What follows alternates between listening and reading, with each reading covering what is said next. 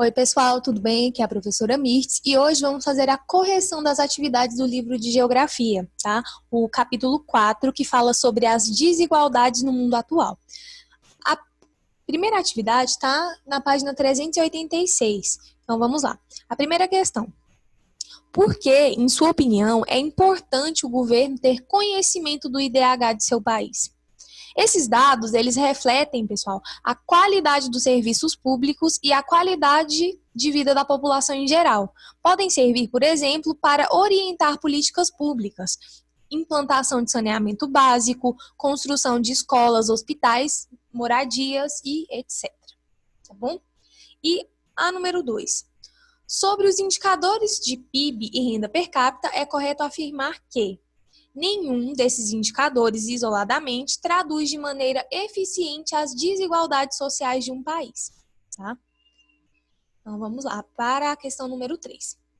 O mapa a seguir mostra a taxa de alfabetização de acordo com o país. Observe e depois responda as questões da página seguinte. Olha só, pessoal.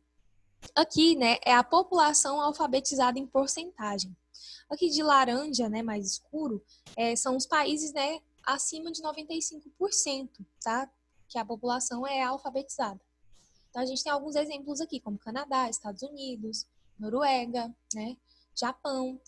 E aí, agora a gente vai ver também alguns países, né, que tem essa população menos alfabetizada, que tem menos aí, né, de 45%. Tá? Olha só, aqui temos aqui alguns países da África subsaariana, do sul da Ásia e também do Sudeste Asiático. A primeira questão aí, né, a letra A.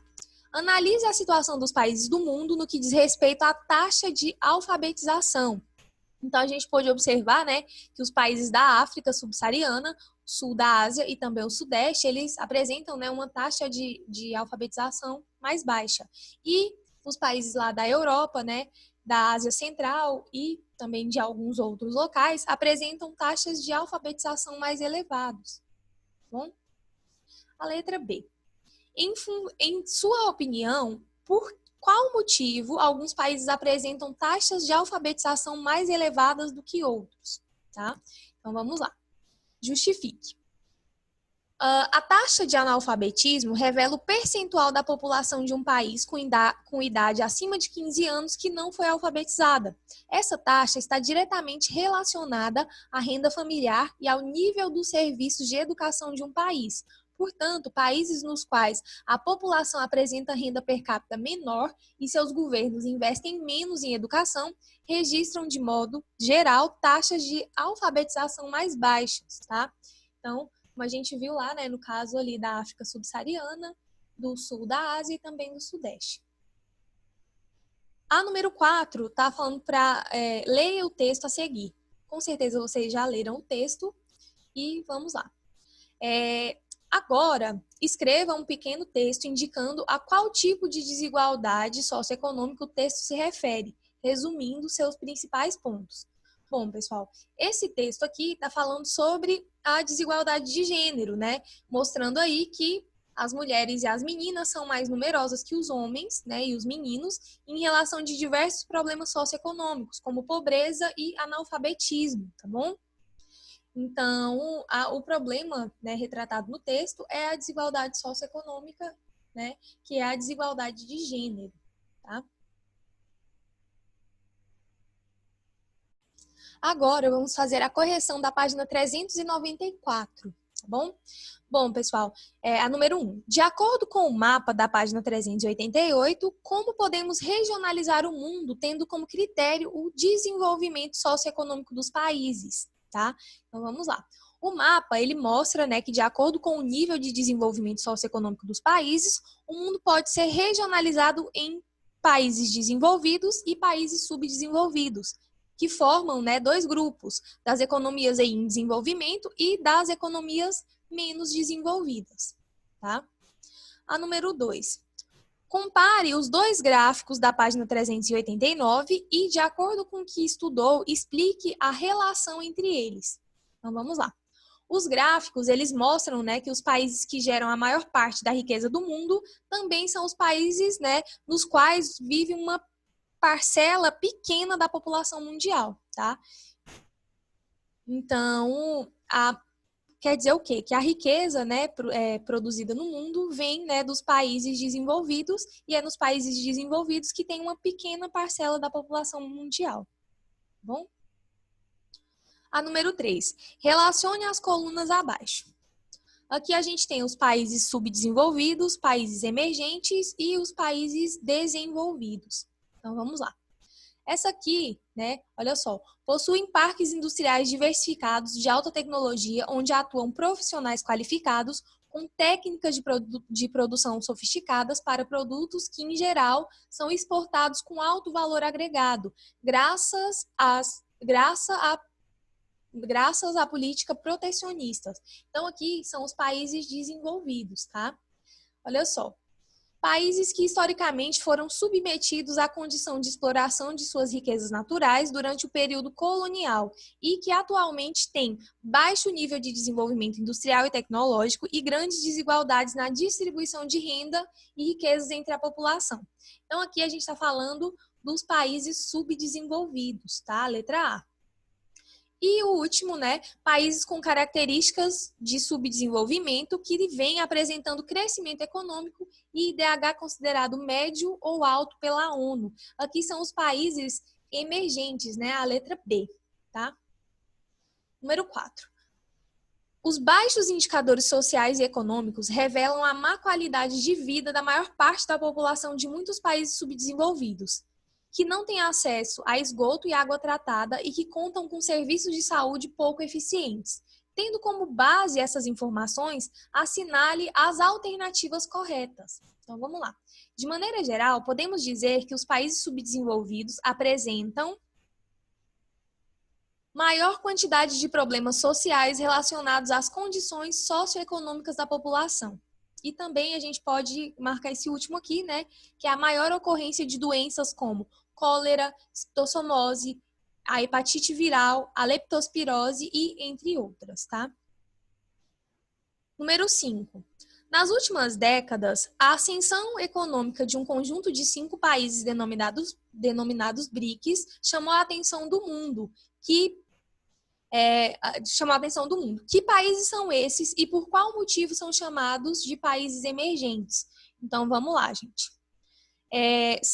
São os BRICS, né? Grupo formado por países subdesenvolvidos, Brasil, Rússia, Índia, China e África do Sul, tá? E que no início do século XXI despontaram como as economias, né, que mais crescem no mundo, configurando sua emergência no cenário político internacional e firmaram acordos entre si de cooperação econômica e financeira. Então, os BRICS, né, são esses países, Brasil, Rússia, Índia, China e África do Sul. Número 6. Os países do BRICS apresentam algumas características em comum. Assinale a alternativa que corresponde a essas características. Então, vamos lá. Condições geográficas favoráveis, abundância de recursos naturais, grandes populações em crescimento e mercados consumidores com uma classe média ascendente, tá? São as características aí.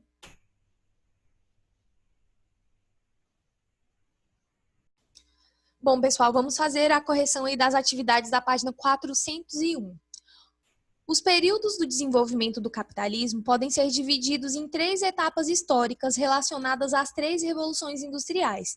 Leia as descrições e relacione cada um ao período correto. Então, vamos lá. Aqui a gente tem a primeira, a segunda e a terceira revolução industrial. A letra A. Período marcado pela substituição do carvão por petróleo e energia elétrica como principais fontes de energia. Apresenta um significativo desenvolvimento tecnológico dos meios de comunicação e transporte. Tem início no século XIX e estende-se até meados do século XX. Então, aqui, gente, tá falando sobre a segunda revolução industrial, tá? A letra B.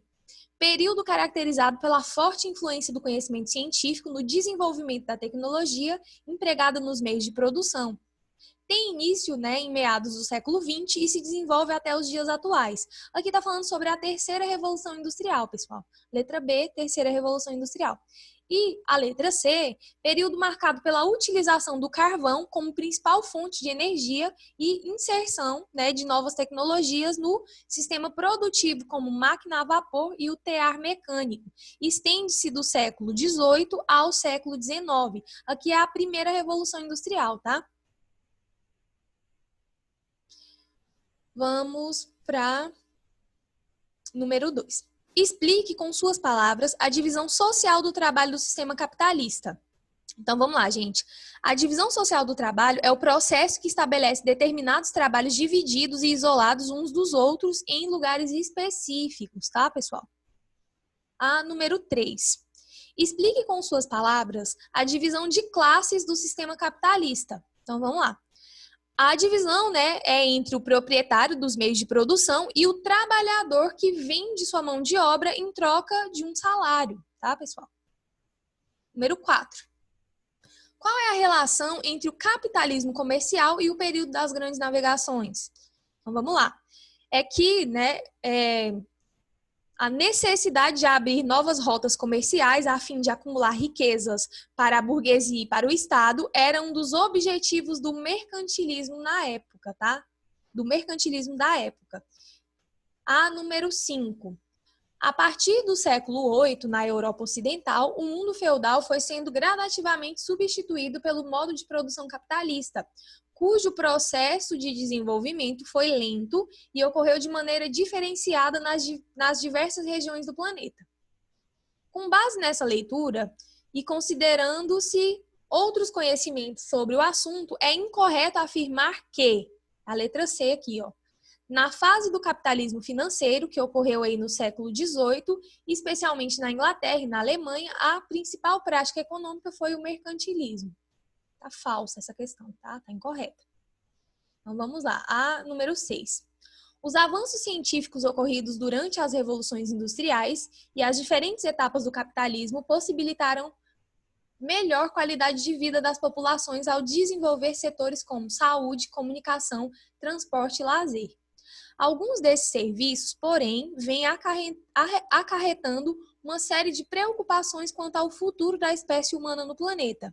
Faça uma pesquisa em revistas ou na internet sobre as maneiras como o avanço científico podem prejudicar ou afetar o meio ambiente ou a saúde das pessoas. E anote no quadro abaixo. Então tá, gente, olha só.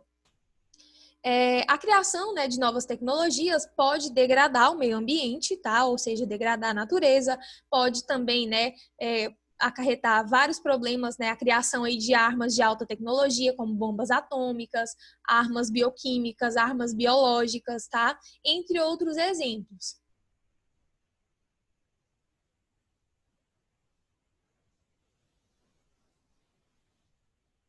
Agora, vamos fazer a correção das atividades da página 407, tá? Então, olha só, aqui tem um texto, eu acredito que vocês já fizeram a leitura desse texto, e tem uma imagem. Então, vamos lá. Letra A. Com base nessas informações, é correto afirmar que a Guerra Fria foi um período marcado pelo temor de um confronto militar entre as duas superpotências da época e sem grande significância para o desenvolvimento da humanidade? Justifique. Não, né, gente? A Guerra Fria foi um período marcado, né, pelo temor ao uso de armas de destruição em massa pelos Estados Unidos e pela União Soviética, e também pela grande importância do desenvolvimento tecnológico da humanidade, resultando em rápidos avanços científicos que produziram tecnologias hoje em uso pelas pessoas, como o GPS e a internet, tá? Então, vamos lá. A letra B. De acordo com o texto, a rede precursora da internet foi resultado de avanços tecnológicos obtidos durante o período de Guerra Fria. Cite outros exemplos de avanços tecnológicos obtidos, né, naquele período que hoje são comuns e acessíveis a um grande número de pessoas em todo o mundo. Se necessário, né, faça uma pesquisa. Então, vamos lá. A gente pode mencionar, pessoal, a tecnologia, né, da telefonia celular, a obtenção de imagens de satélite, né, por meio de aplicativo de celular.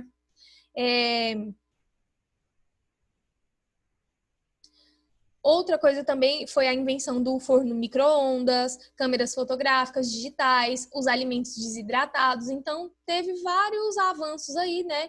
Graças a esse início aí, que teve início, né, no período da Guerra Fria e que hoje, né, são acessíveis aí a um grande número de pessoas em todo o mundo. Então, a gente pode citar, né, a tecnologia da telefonia celular, as imagens de satélite, tá? A invenção do forno micro-ondas, as câmeras fotográficas digitais, os alimentos desidratados, que são alguns exemplos. A número 2 é uma questão da UEG, tá? Vamos lá. Compreender a estrutura social do mundo atual é importante para conhecer as relações entre as sociedades. Vivemos em um sistema mundial no qual as viagens, a comunicação instantânea, a organização em redes, os fluxos de capital e mercadoria acabam por criar uma estrutura social e uma cultura mundial. Essa nova ordem mundial também encerra poder e desigualdade. Então vamos lá.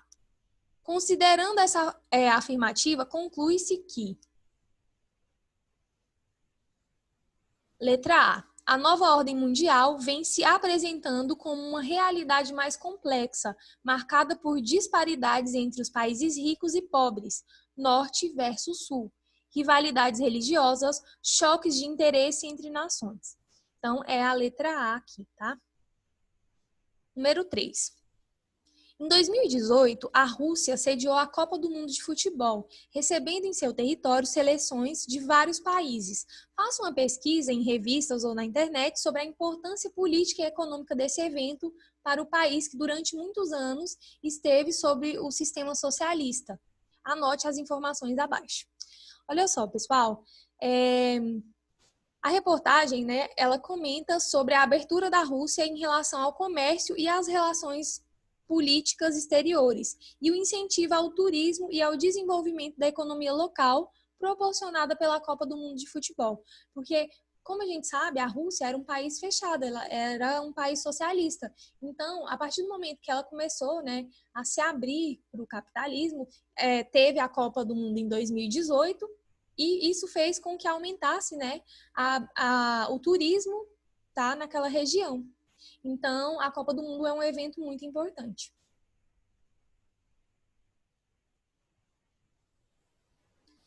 E a página 409 é um resumo, tá? A atividade, né, de um resumo de tudo que aconteceu no capítulo. Então, a gente vai fazer a correção agora da página 409. O que estudei? Vamos lá. Atualmente, o mundo é caracterizado por amplas desigualdades socioeconômicas. Para medir o grau de desenvolvimento de um país, utiliza-se indicadores sociais como PIB, renda per capita e IDH. Os países desenvolvidos apresentam valores superiores de IDH em relação aos países subdesenvolvidos. É possível regionalizar o mundo tendo como base o desenvolvimento dos países, dividindo o globo entre países desenvolvidos e subdesenvolvidos. O capitalismo é o sistema de governo predominante no mundo atual, baseado na propriedade privada dos meios de produção. O socialismo é o modelo de governo, né, alternativo que foi adotado pela União Soviética e outros países, baseado na propriedade coletiva dos meios de produção. No início do século XXI, 5 países subdesenvolvidos apresentaram rápido crescimento econômico e passaram a ser chamados emergentes. Esse grupo é chamado de BRICS. O mundo bipolar, que ocorreu durante a Guerra Fria, foi marcado por uma divisão entre duas superpotências da época, os Estados Unidos e a União Soviética. O mundo atual é marcado por uma ordem multipolar, com a ascensão de diferentes polos de poder.